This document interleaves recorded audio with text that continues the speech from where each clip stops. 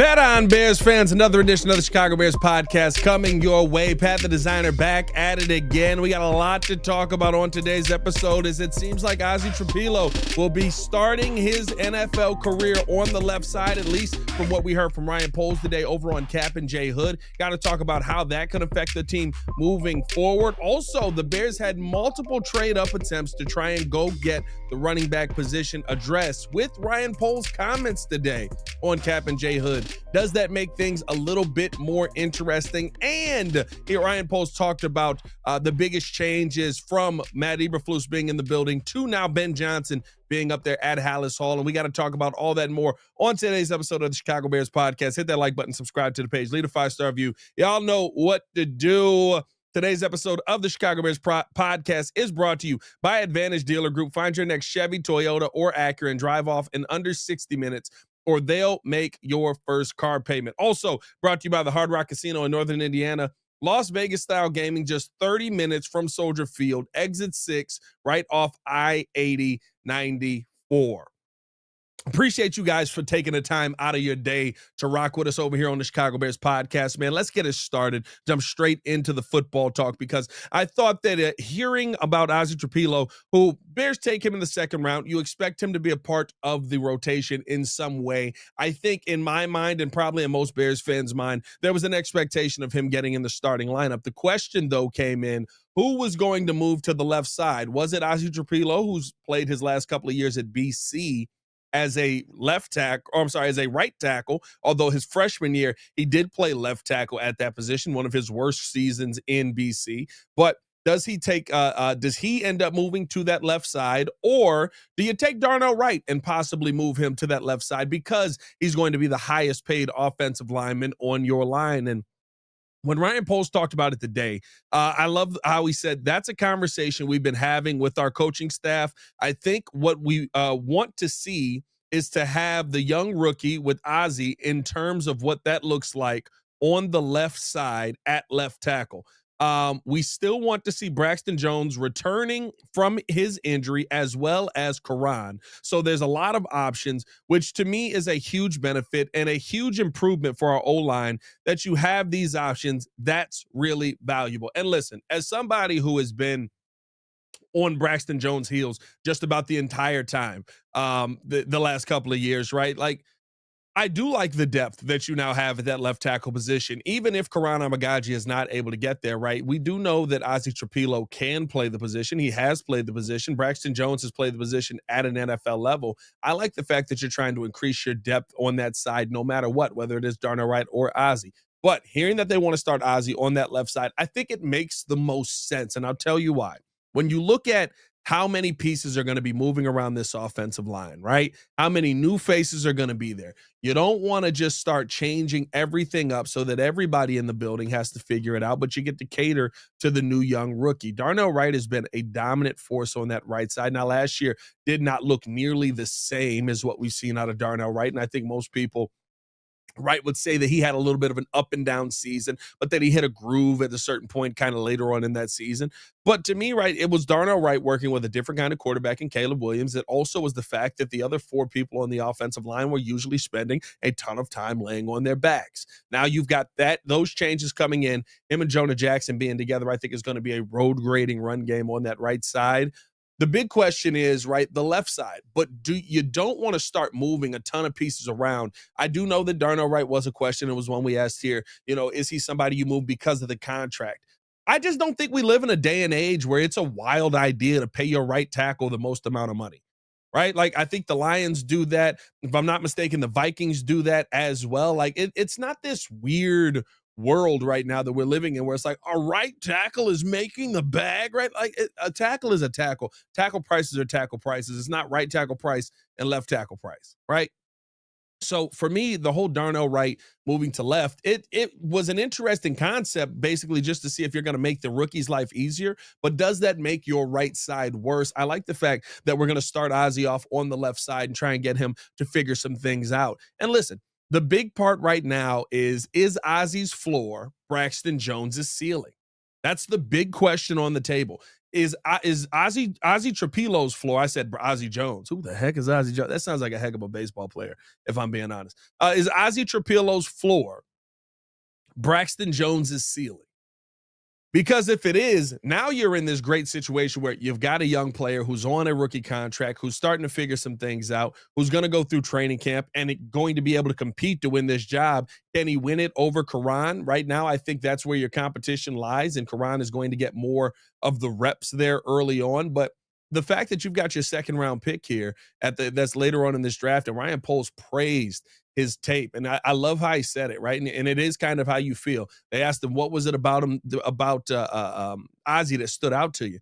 He's like, listen, after a while, his tape gets kind of boring because he's doing the same thing over and over and over again. He's a young man who can go out there and he does his job well. You know what I mean? And he is that guy that you don't call his name out. That is the goal of an offensive lineman. Don't be the guy who's getting your name called out on national television, because they never call your name out when you're doing your job. They only call your name out when it's false starts. They only call your name out when it's holding. They only call your name out when it's offsides. Those are the only times that you're going to hear a ton of offensive line names, unless, right, usually once a game, if you're dominating your matchup at the end of the game, they'll go, look at this matchup here. Jared Verse trying to get past Ozzy Trapilo. I'm speaking it into existence. And they just can't find a way. Look at the spin move here. Can't get around Trapilo. Love the body on this guy. Phenomenal game, right? Like, we always hear that usually at one point in the game, if the O-lineman is dominating at that level and just keeping somebody from being impactful. But even then, usually they lump in the entire offensive line together. So for me, right, the big question on, who's going to be the starter, I don't care.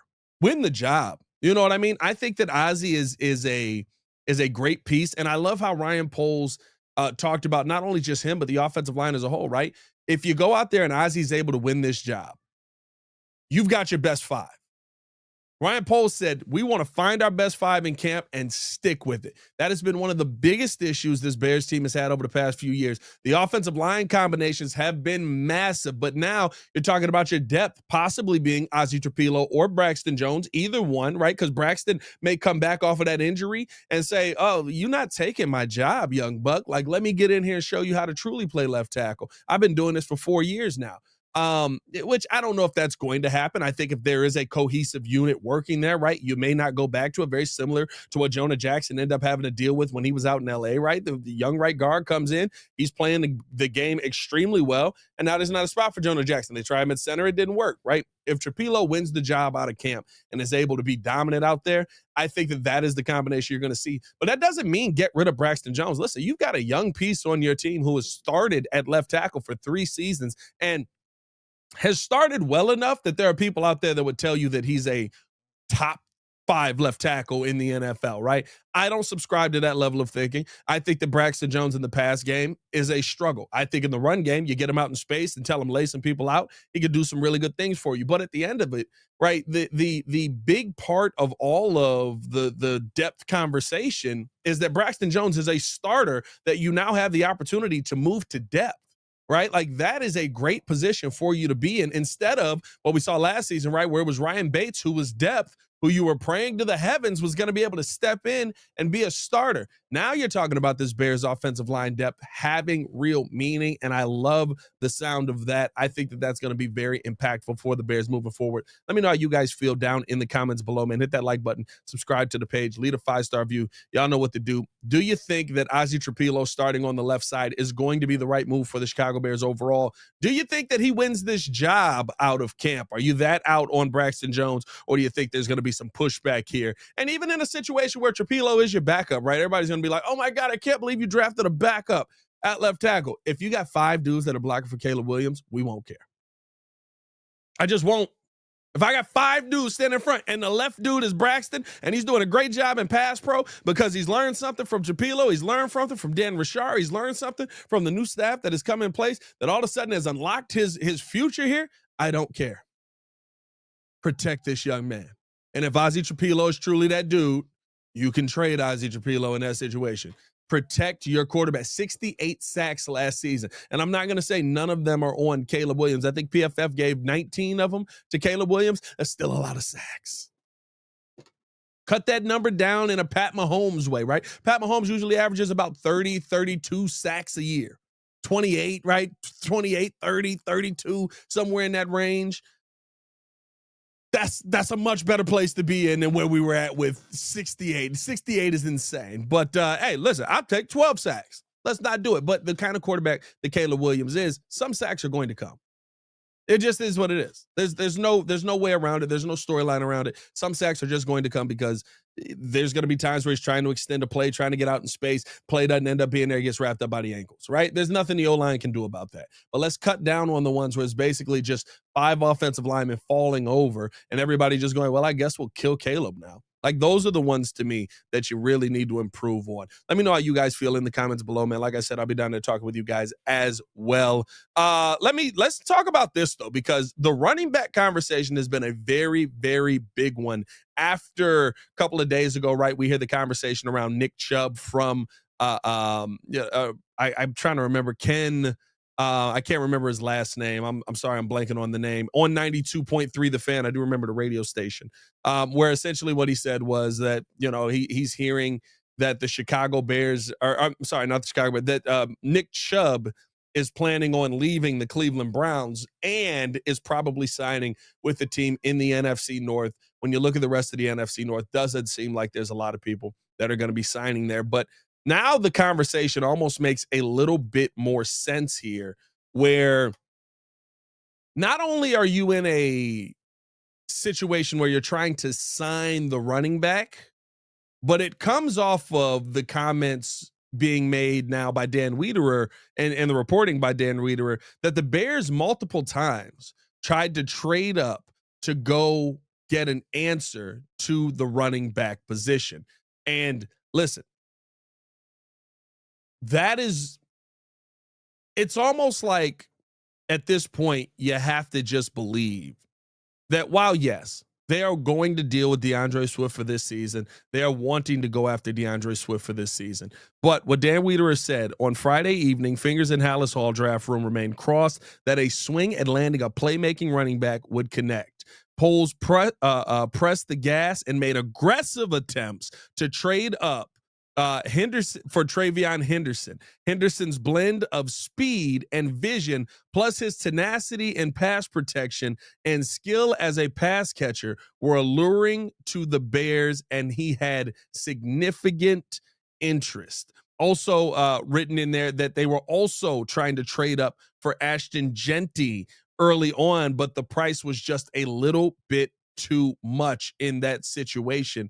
Look, this is the bottom line of it, right? The Bears want to upgrade at the running back position. Don't know if you got that in Kyle Monangai. I do think that you got yourself a heck of a player. I think you got one of the best running backs in the Big Ten. I'm not going to sit here, though, and say that, you know, it's a given that Kyle Monangai is going to be a dominant piece on this team. I do think that there is going to be some growth. He's got to take roles from guys who were already here. DeAndre Swift, Roshan Johnson, Ian Wheeler already on this roster, right? But when you hear that and then pair it up with the comments made today, where Ryan Poles talked about the running back room and he said it's a good room. He's excited about Eric Bieniemy, and then goes on to mention the backs in the room that he feels good about, right? Talks about first person. I think the first person he mentioned was Roshan Johnson. Talked about how he felt like he was misused last season and how he's going to be utilized a heck of a lot more this year as a physical runner in a much more physical role up the middle. Then talked about Ian Wheeler. Then he talked about Kyle Monangai.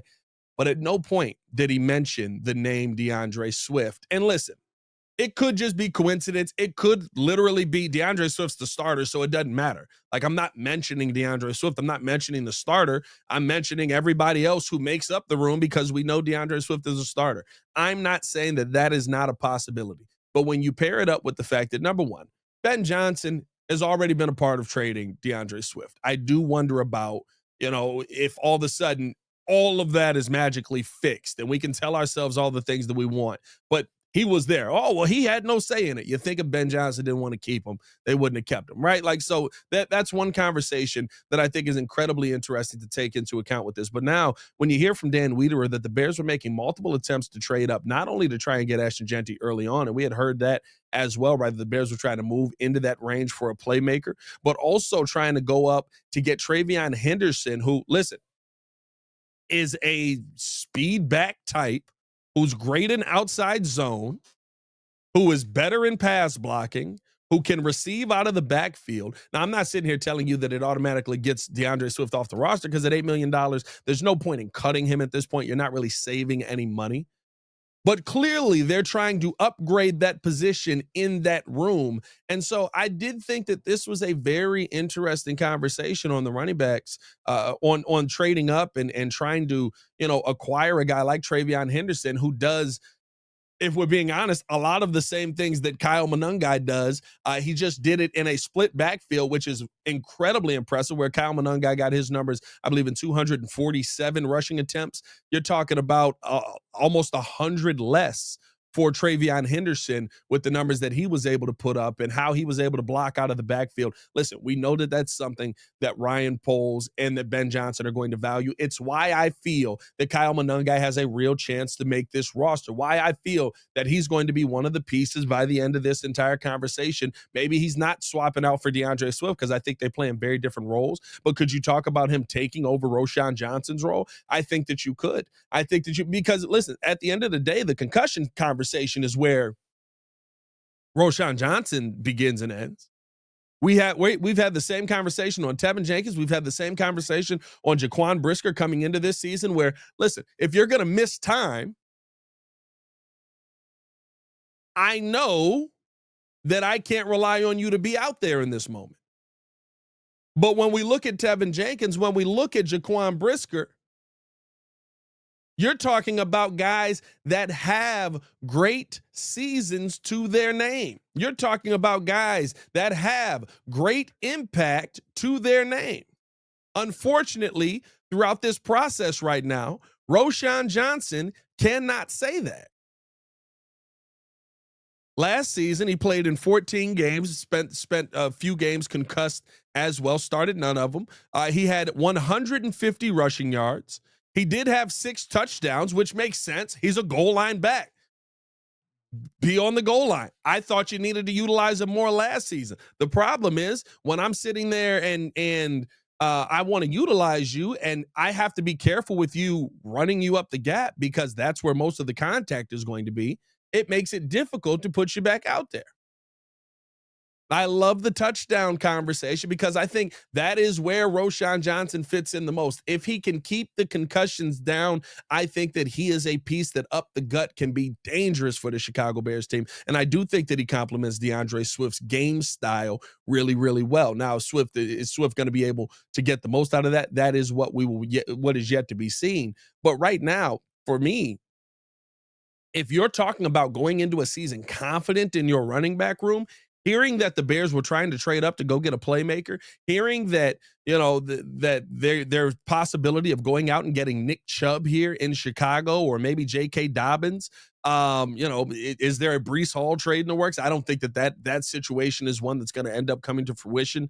But hearing all of that and then going, yeah, the Bears are great with the running back room. It doesn't connect. This isn't me trying to push a narrative. This isn't me trying to push, I think you need to upgrade the position. The Bears think they need to upgrade the position, as shown by them trying to trade up, as shown by them looking outside. Because I'll say this as well. If you go out and you get Nick Chubb, and Nick Chubb proves that not only is he healthy, but he's 80% of the Nick Chubb that he was, guess who your number one running back is? Without question. If the Bears go out and sign Nick Chubb, he is your number one running back without question. Now, maybe coming into camp, maybe he won't be. Maybe as you get into the season, he won't be. I'm sorry, get into preseason, he won't be. But I'll tell you what, if he looks like he's looking in these workout videos, if he looks like anything near Old Nick Chubb, behind a better offensive line, might I add you, here in Chicago, which could allow him to look like old Nick Chubb if the Bears were to bring him in. I think that job is up for grabs. I think it's up for grabs for people on the roster. I think it's up for grabs for people that could be on the roster. I think the Bears are looking to upgrade that position, and they're showing it by their action. And that to me is the part where I look at this team in that running back room and say, okay, this is where we're going to see one of the more fierce competitions. I think left tackle, where we just talked about Ozzy Trapilo as possibly being the starter there, I think that's where we're going to see one of the big ones. And on that left side to me, I'm sorry, in that running back room to me, I think that job is absolutely wide open. And I think that DeAndre Swift is not guaranteed to be the number one back just because he makes $8 million on this team. Let me know how you guys feel in the comments below, man. To finish it out, I do want to talk about this because Ryan Poles also said this about the Chicago Bears, just the vibe in the building, right? Just the vibe around Halas Hall right now and how it's different from Matt Eberflus to who is now in the building in Ben Johnson. And listen, everything looks great until you get on the field. But what Ryan Poles said, I thought was incredibly telling. And you can feel it from just about every one of the coaches if you're ever up at Halas. He said, now we're not going to be a reactive team. Now we're going to go out there and be proactive in how we approach the game. Even going as far as to say the Bears are going to be an aggressive mindset team. If you've been following this podcast for a while, you know when I talked about Matt Eberflus, if you listen to me on ESPN 1000 when we were doing the post game show, you know when I talked about Matt Eberflus, my theme with him was not only the fact that he lost in some amazing ways, he was literally a generational loser on the football field. Like he lost in ways that the NFL was like, we didn't know you could do this. I didn't think this was a possibility. I've never seen somebody lose a game in this way. He lost games in amazing fashion where you had to sit back in your chair and say, you know what? That's actually impressive to see how badly you lost that game. And it felt like that on a consistent basis because to me, Matt Eberflus thought good enough was good enough, and it never was good enough. Matt Eberflus felt like we put up 27 in the first half, we can put up 6 in the second half, and we'll win this game on the strength of our defense. That's not the right mindset. That should never be your mindset in the NFL. Pack it in at halftime should never be the thought process in the NFL. And unfortunately for Matt Eberflus, it seemed like it was the thought process 24/7 every single game that you went into. And that could just be the difference in having a defensive coordinator and an offensive coordinator. But I love how the players are talking under Ben Johnson. It's not just about, yes, they've said we want to hit the ground running. We want to win games right away. This is not a 2 to 3 year process. But it's the fact that Tremaine Edmonds is coming out and saying, hey, we don't want to just win games. We want to be dominant. It's the fact that when we had Roma Dunze on the pod, he talked about it's not just about scoring, it's about continuing to score and never taking your foot off of your opponent's throat. That should be the mindset in football 24/7. And usually for the winning teams, it is. Yes, there are moments where you pack it in, right? Where you sit back and you say, okay, we don't need to go crazy here. Maybe we go into a little bit of a shell defense. Usually those moments are when you're up by 30.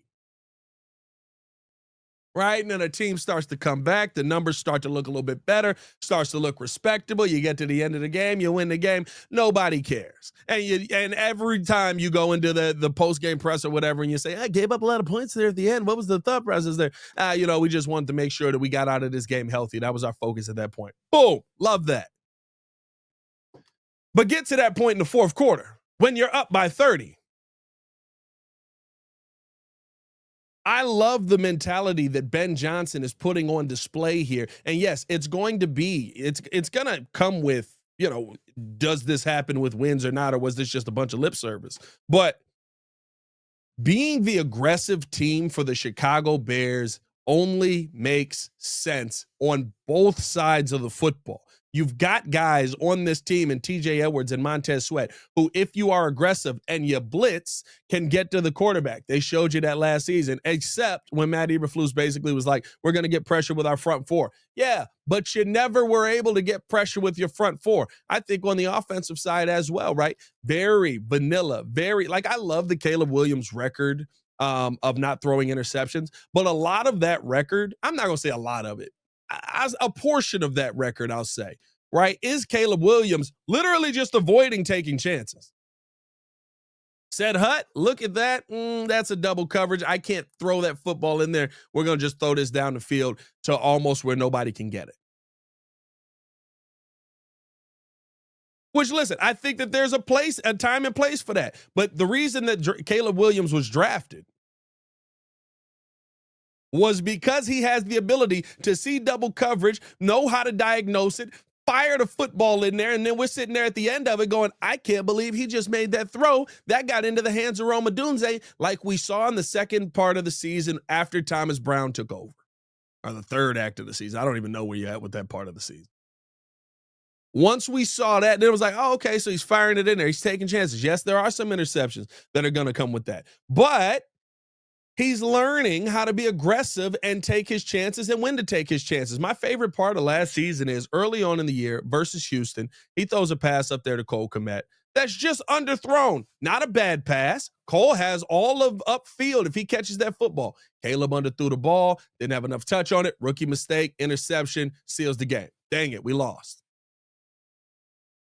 Later on in the season, we see that same exact throw to Rome Odunze, same way, rolling out, getting away from pressure, flips it up there. Rome Odunze makes one of the best two-footed catches inbounds that you'll see all season long. And it's because Caleb Williams put it in a spot where only he can get it. In the first situation of it, you didn't put it in a spot where only Cole Kmet can get it. If you put it in a spot where only Cole Kmet can go get it, he probably goes and gets it, and that's a completed pass where literally, if he turns around, he may be able to run in for a touchdown. Now, there was a lot of speed on the field at that point, so I don't know if that's going to be the case for the touchdown part of it. But, like, there were so many of those moments early in the year where it was like, take the chance, do it, be aggressive, I like it.